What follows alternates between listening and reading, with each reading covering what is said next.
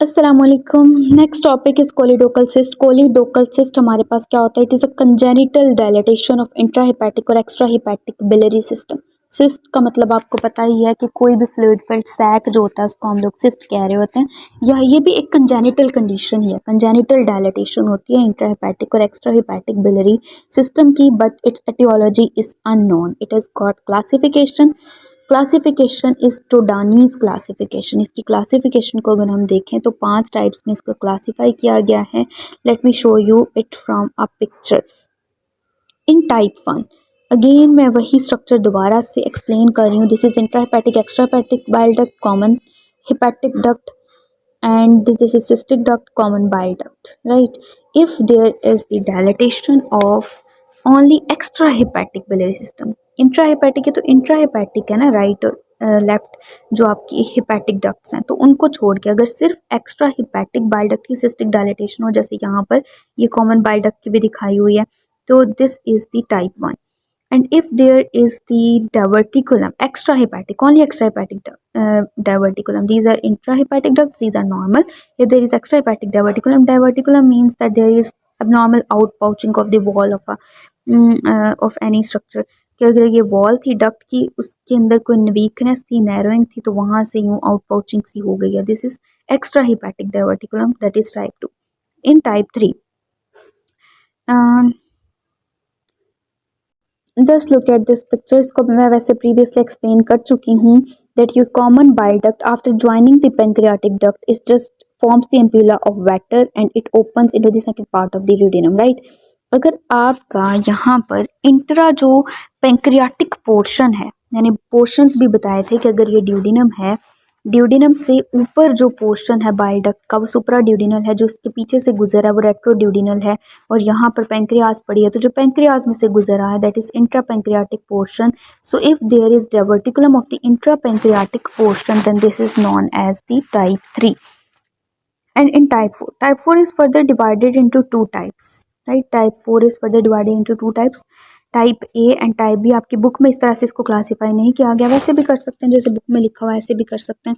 Type 4A type include extra hepatic and intrahepatic cyst both. In type 4B there are extra hepatic cyst only. There are multiple extra hepatic cyst, यहाँ पर भी है, यहाँ पर भी है.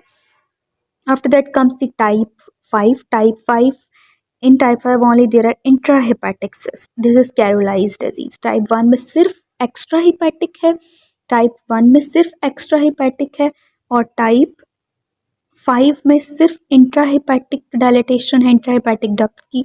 Type 2 में हमारे पास एक्स्ट्रा हिपैटिक डायवर्टिकुलम है, यहाँ पर आपके पास इंट्रा पेंक्रियाटिक डायवर्टिकुलम बन रहा होता है. टाइप 4 में हमारे पास एक्स्ट्रा हिपैटिक और इंट्राहेपेटिक दोनों आ जाते हैं. 1 में सिर्फ एक्स्ट्रा हिपैटिक, 5 में सिर्फ इंट्राहेपेटिक, टाइप 4 में एक्स्ट्रा हिपैटिक और इंट्राहेपेटिक दोनों ही सिस्ट आ जाते हैं. दोनों ही तरह के सिस्ट हमारे पास आ जाते हैं. This is the Todani's classification. In your book a picture has also been shown. And now what is its clinical presentation? Its clinical presentation actually includes recurrent attacks of cholangitis. Cholangitis means inflammation of your bile ducts. You can suppose that if there is dilatation, like there is dilatation, and there will be the pooling of bile. Due to pooling of bile there can occur any secondary infection. pooling हो रही है bile की, तो यहाँ पर कोई ना कोई secondary infection हो सकता है जिसकी वजह से cholangitis हो जाएगा, infection हो जाएगा या inflammation हो जाएगी bile ducts की. And the patient usually presents with these 3 symptoms. It is known as Charcot striate. Charcot striate किसमें कौन कौन सी चीज़ें आ जाती हैं? Fever, pain, right hypochondrium and jaundice. And it occurs due to the biliary stasis. I have explained it. And moreover, as there is dilatation, so your gallbladder's location is what? Right upper quadrant of abdomen. So in your right hypochondrium, patient can also present with cystic mass. Mass वैसे epigastrium में भी present कर सकता है patient. And there are chances, 15% increased chances that this cyst will develop into the cholangiocarcinoma. It means it is alarming. You have to do surgical excision. And its definitive treatment is also the complete excision of the cyst. You do complete excision of the cyst. इस system को निकाल के जहाँ पर भी cyst वगैरह बनी हुई है, या फिर आप इन bile ducts को निकाल के वही काम कर दोगे जो मैंने प्रीवियस वीडियो में आपको बताया.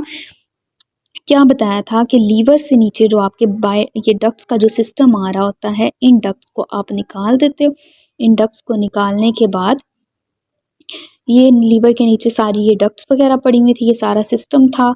ठीक है, आपने इन सारी डक्ट्स को निकाल दिया और इन डक्ट्स को निकाल कर जो आपका जजनम था उसको उठा के इस लीवर के साथ जोड़ दिया। रो एंड वाई हेपेटिकोजेजुनोस्टमी जिसको मैंने कहा था आपने वही करना होता है, surgical excision of the cyst with रो एंड वाई हेपेटिकोजेजुनोस्टमी, यही डेफिनेटिव ट्रीटमेंट है इसका। वरना आप कोलेंजाइटिस क्योंकि इन्फ्लेमेशन वगैरह हो रही है, इन्फेक्शन वगैरह है, तो आप उसके लिए ब्रॉड स्पेक्ट्रम एंटीबायोटिक्स भी दे सकते हो, but that is only the symptomatic treatment और to prevent the complications. But in order to restore the function or continuity, so you have to do surgical excision or complete excision of this cyst. How you can make the diagnosis बनाने के लिए आप ultrasonography भी कर सकते हो। मैंने आपको पहले भी बताया कि अल्ट्रासोनोग्राफी पे आप स्ट्रक्चर्स और डायलिटेशंस बहुत अच्छे से देख सकते हैं। एमआरसीपी उससे भी एडवांस प्रोसीजर है जिसपे आप और भी एक्सीलेंट इमेजिंग कर सकते हो स्ट्रक्चर्स और डायलिटेशंस की, लेकिन प्रेफर अल्ट्रासोनोग्राफी को किया जाता है क्योंकि ये चीप प्रोसीजर है और इसीलिए अवेलेबल है। और आसपास आपने देखा भी होगा कि होता भी है। यहाँ पर ल्यूकोसाइटोसिस भी हो जाएगी क्योंकि इन्फेक्शन हो रहा है, इन्फ्लेमेशन वगैरह हो रही है, वहाँ पे डब्ल्यूबीसीज वगैरह आ जाते हैं, तो ब्लड के अंदर डब्ल्यूबीसीज काउंट इंक्रीज भी हो सकता है। इसके अलावा हमारे पास बिलीरुबिन के लेवल्स रेज्ड होंगे, वो पता ही आपको क्यों रेज्ड होंगे, क्योंकि बाइल की स्टेसिस हो रही है, बिलीरुबिन आपकी बॉडी से बाहर नहीं निकल रहा, तो सीरम में ज़्यादा हो जाएगा। ठीक है, उसके अलावा alkaline phosphatase again diagnostic alkaline phosphatase के लेवल्स यहाँ पर भी रेज्ड होंगे। So that was all about the choledochal cyst. I hope so that this will be clear now. Thank you very much.